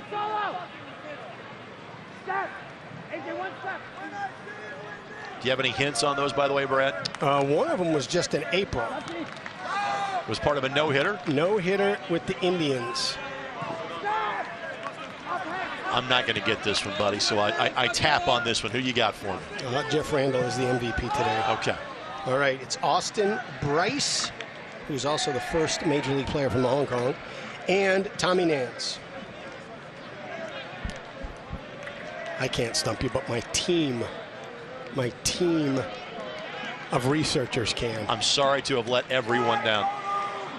Othello Ba knocked away. Solomon Asante finds Pino. Tell you one thing, and it's created some opportunities. When they moved Mickey Law to the 10, they've also pushed Asante a bit higher, and that's created some problems for Miami. Arteaga the back heel. Will Ingram line it up from here? Wow. Sparrow. That ball was moving, Rake. Ingram has yet to score a goal for the Indy 11. He came close to getting his first one right there. You watch the replay on that. That had a little dip in it. Those are tough ones for keepers. Sparrow does a great job of getting a hand to it. Look at the movement on that ball. There was all kind of movement in front of Sparrow that made him react late to that ball. He's played a great game. Tonight's game presented in part by Johnson Controls, the power behind your mission. Foul called against Miami FC. And you mentioned it, that early yellow has also stopped a lot of the conversation after a foul. To the 11, you got to make this count. It's got to be dangerous. If you're Miami, you cannot click off in this moment.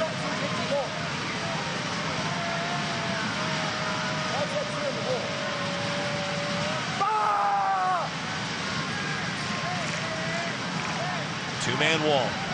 Tell you what, you got to lay this right at the edge of the 6 and let Pino or Arteaga go up and get it. Latest installment of Asante magic. Ball headed, but not steered on frame. Arteaga had to bend his way around that service.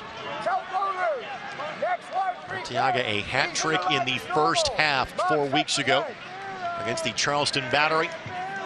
Becoming the third player in Indy 11 history to do just that. Joining Eamon Zayed, who had 2. Blake Smith, who had 1 in one of his first games with the team. That was back in US Open Cup play in 2014. Of course, Eamon did it twice. Miracle at the mic against the Carolina Railhawks in June of 2016, and then A couple of months later against the Jacksonville Armada with an assistant coach on the sidelines by the name of Mark Lowry. And here, just expect Indy to be a little bit more direct from that back line, looking less for the build, looking to see if they can drop a ball down the wings, either behind the back line that they can run onto or a ball that they can possess out wide. Law and Hackshaw. Law looking back post. Can Timmer get there? I think Stanley hit that. Yes, he did. It is a corner. Great job by Timmer to force the contact, to force the ricochet off Stanley. That was really a brilliant play by Timmer. So Stanley is just trying to shield the ball out of bounds. Timmer knows it can't be too aggressive of a touch because it'll draw a foul. But if you can nudge him just enough, that ball's going to play into Stanley's chest. Asante, the restart, a quick one. Headed away by Baugh. Meshack Jerome, ball headed, but A.J. Cochran up and over the bar.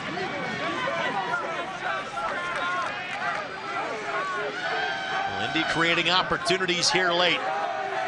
Again, they want 3. At this point, they would settle for 1, which again would keep them in a playoff position with still matches in hand on several teams around them in the battle for potential the final playoff spot in the Eastern Conference. Sparrow. Timmer. Pino goes flying, no whistle. Vallo to Othello Ball. Vallo has been such a big part of the offense this year for Miami FC. But Williams elects to go the safe route. And Timmer should be able to head this back to Tim Trilk without much of a problem. The offside flag was raised anyway.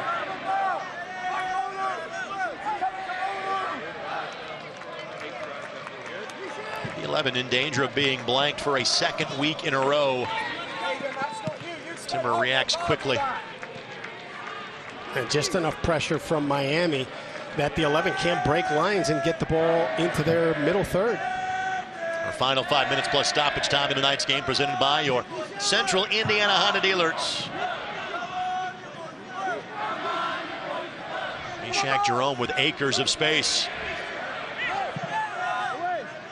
Tries to find Arteaga, who got ahead to it, but could do nothing with it. Akinyode does just enough with it. And Jerome will steer it back to midfield. Well what an effort from Timmer to keep the ball in play.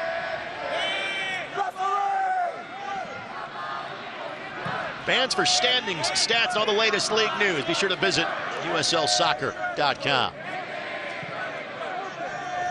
We wish a happy birthday to one of the top Indy 11 fans. Want to wish a happy birthday to the man you hear when you are at Indy 11 matches. Public address voice of the Indy 11, Sean Sullivan, celebrating a birthday today. Happy birthday, Sean. Arteaga called for the foul.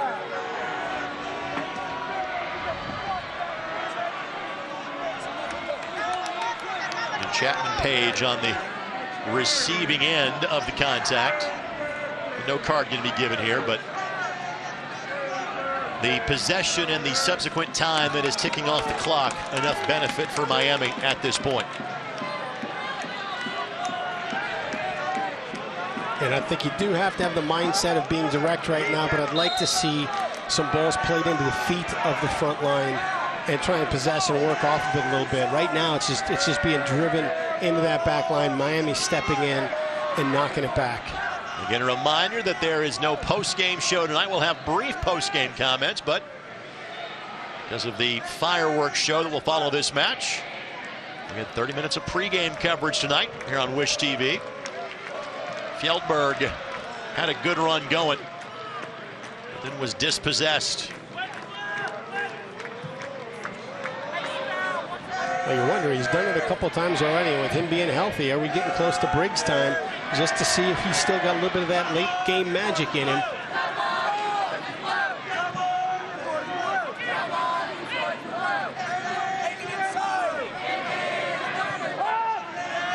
Here's Cochran. Ingram had one long-distance blast. This time elected to play it off to Timmer. Timmer. Good move by Timmer. Timmer. Oh. Tough. It's tough. Such a great move to set that up and to create that space. But it's still a tough angle for a guy on 89 minutes in the match. You'd love to maybe see that ball put across or take another touch, drive in a bit further, see if you can draw some players to the near post and slot it across.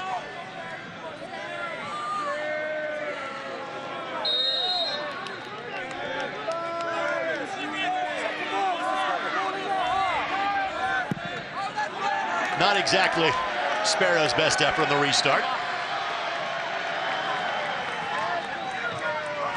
He's had a full BYB in his ear this entire half.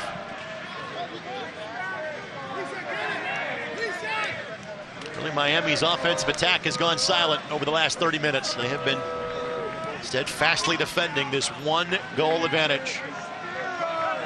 Yeah, and they're just absorbing as much as they can right now. There's no reason to come out of a 10 men behind the ball shell unless you've got a great chance to either take the ball into the corner or put that final dagger in. Again, Timmer sends it across. Hackshaw. Ingram.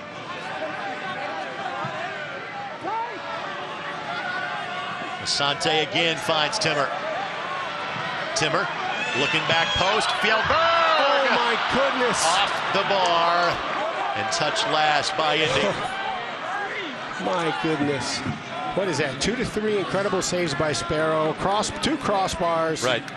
For as well as Sparrow has played, the crossbar has been a co-conspirator. Crossbar's been fantastic. In probably tonight's game. Best game it's ever played. Just 3 minutes of added time. So time is of the essence for the Indy 11. But you saw that little build, playing to feet and moving it around, seeing if you can get a couple of pieces of Miami out of place and then attack has been more effective for the 11 than just knocking that ball in and trying to win a 50-50 ball. And a second consecutive clearance by Sparrow goes wide. Murphy, a little shove of Timmer at the end of said play.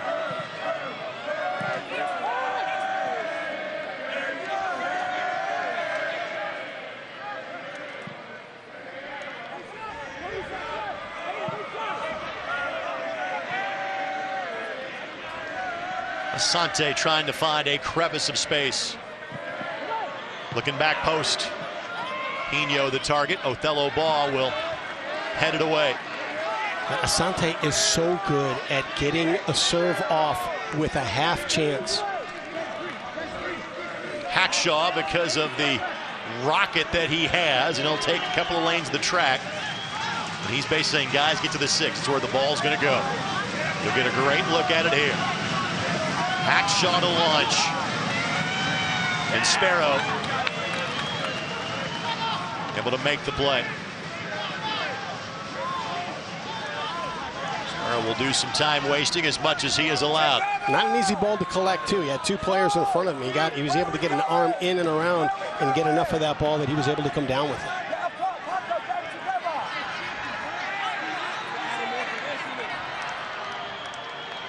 Pino will give chase.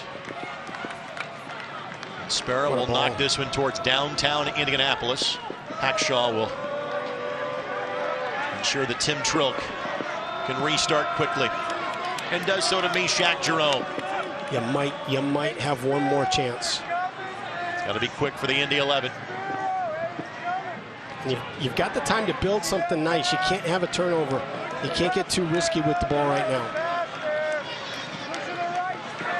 It's going to be pretty direct here if you're Indy. Asante charging forward. Ingram couldn't control it, and that boot might just do it. Referee glances at his wristwatch. No whistle just yet. Now the ball for Fjellberg. Fjellberg might have a look. Nicky Law cuts it back. Arteaga dives in. Oh, no. And Arteaga is going to get a card. And again, whatever the card is for Arteaga, that means his night is done, which also is going to mean that he is not playing on Wednesday for the Indy 11. The frustration release for Manuel Arteaga. And again, that effectively ends this match as the red card is shown for Manuel. It also means he will not be playing on Wednesday against Pittsburgh. And basically, as soon as the next boot goes to a ball here, the night is over with. So Arteaga has already made his way off of the pitch and towards the locker room, and just the fact that the studs were up. And it's tough because you need him on the field. Even though you're sitting on a yellow card and playing physical, you needed to have him on the field. And you're just hoping that he's able to contain his physical play in a manner that doesn't get him to cross any lines. And to have it here at this last moment in this match is tough because it's a 90-minute red card now.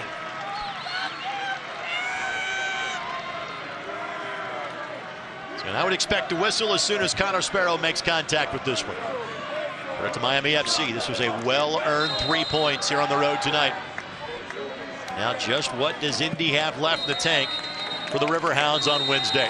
But this one has gone final. The goal scored by Josh Perez was the only one of the night. Miami won, Indy 11-0, a second consecutive shutout loss for the boys in blue. And currently, Miami goes into a playoff position while the Indy 11 fall below the cutoff line. Our final score tonight brought to us by Sherwin-Williams. With more than 25 locations across Indianapolis, your neighborhood paint store is always there to provide the perfect finish. We'll take this quick timeout. We'll come back with final thoughts from the mic this evening.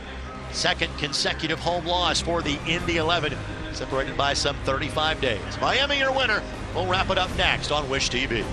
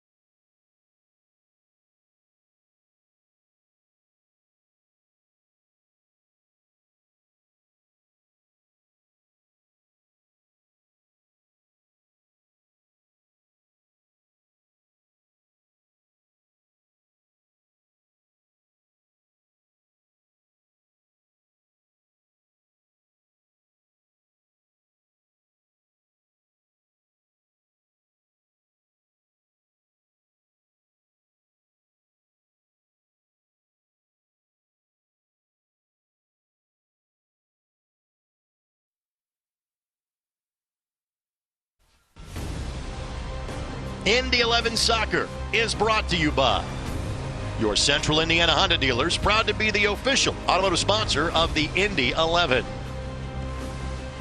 And by Community Health, exceptional care simply delivered. Community Health Sports Medicine, official sports medicine provider of the Indy 11.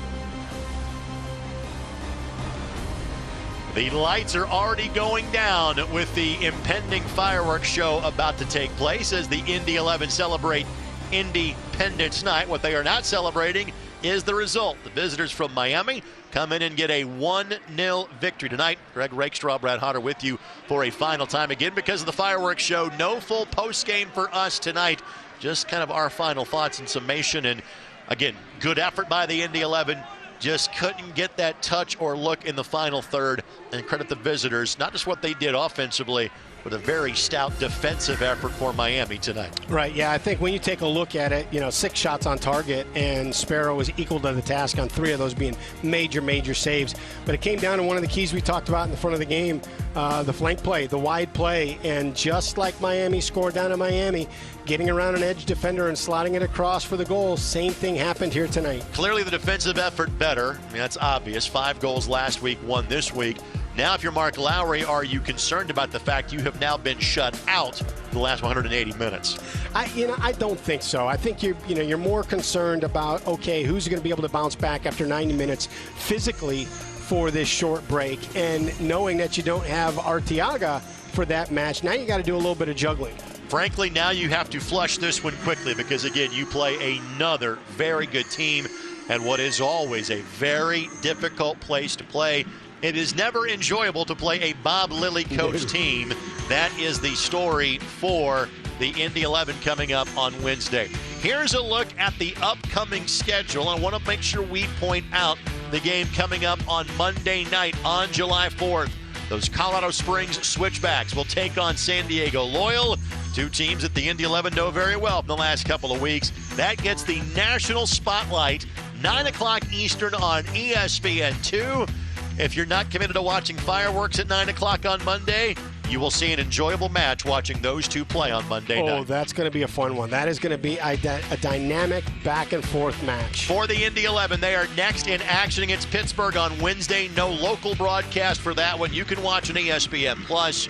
Make sure you join us next Saturday night for Indy 11 and Detroit City FC. That will be on My Indy TV at 7 o'clock. A reminder, that is a women's and men's doubleheader. Women play at 2, men play at 7. Indy 11 women play tomorrow at Grand Park at 1 o'clock. Hopefully you can join us there. For Brad Hodder and our entire Indy 11 crew, good night from the mic. 1-0 Miami FC, your winner.